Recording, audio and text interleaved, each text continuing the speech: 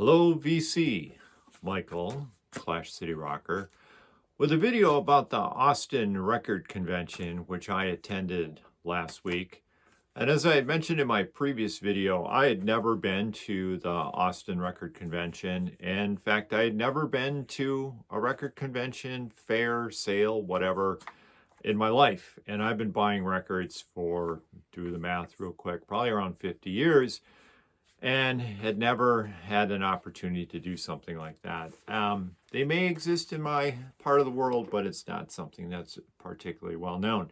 I'm familiar with Austin. I haven't been back in a while. I haven't been back in about 12 years, but I love me some Austin.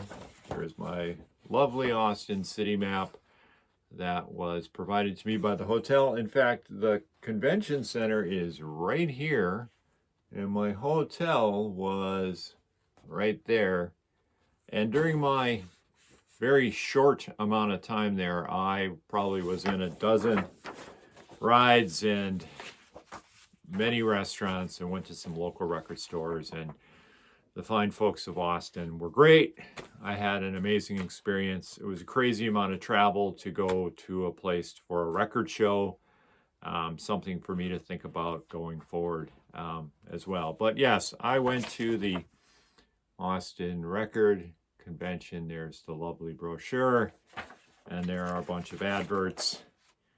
And then apparently you're supposed to utilize this map to help yourself figure it out. I guess the question is, did it meet my expectations? Well, I'd never been to one before. So I guess my punchline is, I think I had unreasonable expectations of what I was going to be able to find there.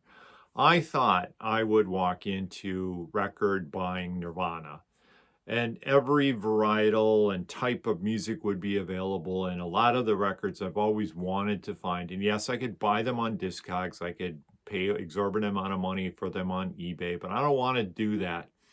For me, the fun is finding records, as people say, in the wild. I like to discover things. I like to just go in without even a list and just let the records come to me. So, but nonetheless, I went there with very specific things to look for.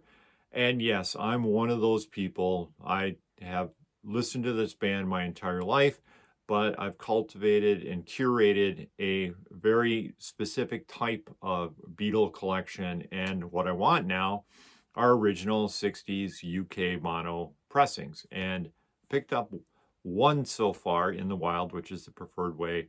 I'm always looking for 80s England, 90s England, 80s punk, Americana, new wave stuff. I have this record room is filled with records across genres. I mean, behind me we have Bobby Gentry, there's Emmylou, there's the Beatles. I read these books, these guides on the best of records. My ears are open to anything, but I wasn't finding any of that stuff. And I used the helpline where you text the number of what you're looking for, and I put in 60s UK mono, and I got crickets. I got nothing.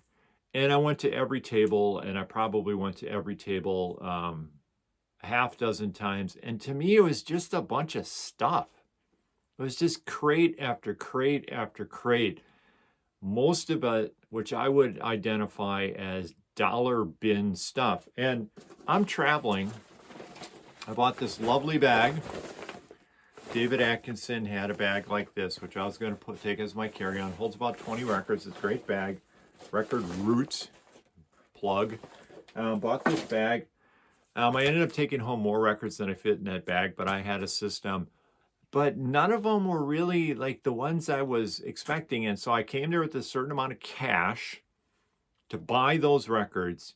And then once I had exhausted that funds, I would just pick up whatever I could. But again, I was traveling via plane. I can only carry so many records back. And there were people there buying stacks of what I call dollar records. I was really shocked at how poorly curated a lot of the tables were.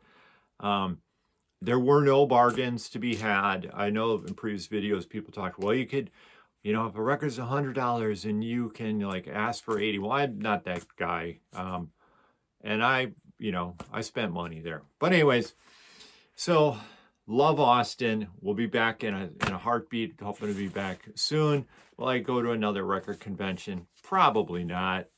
There were no fantastic meetups. Maybe I need to organize that ahead of time. There was no great bonding experiences. I talked to some people, and even some of the people I talked to, like there was a guy who had the same bag I did. He was looking for Rush. He didn't find any. He was like, I didn't find any of that. And then there was a guy who I kept bumping into in the same piles of these records. And I said, what'd you get? What'd you get? And he's like, well, didn't really find it. So I don't know. I'm sure there are people who found the record of their dreams at the Austin Record Convention. I'm sure there are vendors who made good money, and good on you. Glad you had a great experience. For me, it was nice to be away from work for a few days. It was nice to just focus on records. But again, so what did I get? I got a couple pretty cool things though. This one, Valley Girl soundtrack. And if you know, you know. This is incredibly hard to find. It is very expensive. This is a bootleg. There's an EP originally. This is a Japanese bootleg. There's Nicholas Coppola, who just became Nicolas Cage. It is one of those early teenage exploitation or sexploitation movies where he's a punk rocker, she's a valley girl, think Romeo and Juliet. And back in the day, those of us were starved for any kind of representation of punk or new wave kids in movies. We're drawn to this. It's a fun soundtrack. That was a great find. I did mention in my video hoping to find some Clash bootleg stuff. There were bootlegs, but it was all new, like bootlegs of legit press. There wasn't any old school bootlegs either, which is what I prefer. But anyways, found this. This was cool. Clash, Amsterdam, 1981. Those of you who don't quite get the Clash, this is a record to stream. You can find it online. Set list right after Sandinista, just a killer set list. It's really good. Another Clash bootleg I bought, which is this one, Train Insane. This kind of looks like an old school bootleg with the sheet. It isn't. This is an 8-track record, and then they added 4 tracks that allegedly were supposed to be from Here to Eternity set, which is funny. And I sold all my CDs, all 10,000 of them, a year or so ago. But for a while, I was buying, and I apparently have saved a couple CDs. I used to buy Clash bootlegs. I had hundreds of them, and I had this bootleg. And now I have it on vinyl. That was pretty cool. Another one that I got was another bootleg. My Bloody Valentine. I had never had this before. I'm looking under the spine for this one. This was considered, and I've been buying these magazines, these uncuts, best ofs, and Loveless is considered by Uncut the best British album of the 90s. I've had this before. I've never had it on vinyl. It's really expensive on vinyl, and this is a bootleg, but it also has all the A-sides and B-sides. Pretty cool. I picked this up. This is one I wanted. Ministry. This is not the first press. This is the first ish. I love this record. I know Al Jorgensen eventually distanced himself from this. I saw this tour. This show was insane. I remember being on this dance floor. It was on the second floor of this club, and the floor was bouncing. It was a great record. And then trying to fill up my Depeche Mode. I had this for a while, then I didn't. I just picked this one up. It's a nice copy, original press with the shrink and this hype sticker. And then one late 80s English EP. This is Depeche Mode 101. These are 4 tracks that are not on the Depeche Mode 101. So those were cool finds. I live in Milwaukee right now. Everybody knows this. Just kind of like the cover. I like the variation of the real cover. Pretty typical songs on here. Gone Daddy Gone, Blister in the Sun are added up, and then Jesus Walking on the Water. Pretty cool. I like the cover, like what they did there. Hip hop for me was another thing that was hard to find. I wanted some Public Enemy to replace some stuff that I've had wanted some LL Cool J. I'm really open to 80s hip hop. No LL Cool J. I did find a single. Rock the Bells, Def Jam. What the heck? And then I went down a country rabbit hole. I mean, I'm in Texas. I mean, people forget Texas is the heart of country music in many ways. Many people think Tennessee, but there's a very specific type of Texas country. And I found one of these. I had one of these volumes already, but I found one of these at the record show. And then I was at a local record store, shout out, and they had 2 more of them. These are so good. It's basically everything that Hank Williams ever recorded, well curated, beautifully done. So now I need to get the rest of them. I'm a huge Julian Cope guy. I found this at a local record store. I know it's not one of his better ones allegedly, but hype sticker here. Promo. Julian Cope. Love Julian Cope. And then a cool find of sorts. Again, I've been buying these magazines. They have 200 greatest prog albums of all time. There's good old Peter Gabriel, and Caravan is a band I wanted to get a copy of Pink and Gray. Of course, couldn't find that anywhere. I stumbled upon this. This is a nice compilation. It's on Decca, history of Caravan. This was kind of a cool find. And then I'm in Texas again, so I looked for Texas stuff. I bought a compilation tribute to Nancy Griffith earlier this year called More Than a Whisper. And I've been getting into Nancy Griffith. And I went to a local record store in Austin. They had this, one of her more popular ones. This was sealed, which is no longer sealed. Once in a Very Blue Moon. And then I found another vendor who had a pile of Nancy Griffith records. So, Little Love Affairs, Late Night Grand Hotel, which is, by the way, a UK 91 press. And then Lone Stars, A State of Mind, speaking of Texas. And I originally had 6 of these in my hand, and I went up to the vendor and I said, how much? And they gave me some ridiculous price. I was like, what? And I'm like, well, I don't want to walk away from these, so I'll just get 3, which was, again, that was my experience in Austin. I didn't really find any bargains. I didn't really find anything that I was dying to have, other than maybe that Valley Girl soundtrack. Found this in a local record store, Mary Black. I like Irish music. I love her voice. This was kind of a cool find. One thing I was definitely on the hunt for, again, I'm in Texas. Should be Texas musicians there, Texas records. So I did find me some Jimmy Dale Gilmore.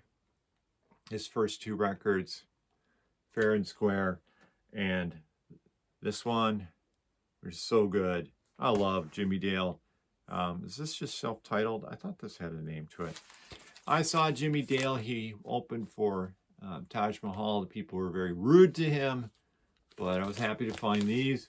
I asked every vendor I could find if they had any Flatlanders records, either the reissue or the original. Absolutely not. I bought this. Joe Eli, speaking of Clash connections. If you know, you know. Honky Tonk Masquerade. I think this is one of my favorite Joe Eli records. I didn't have this on vinyl. And then I bought it at the record convention. I paid a price for it. And then I was at one of those local record stores, and they had one that was sealed and half the price. There you go.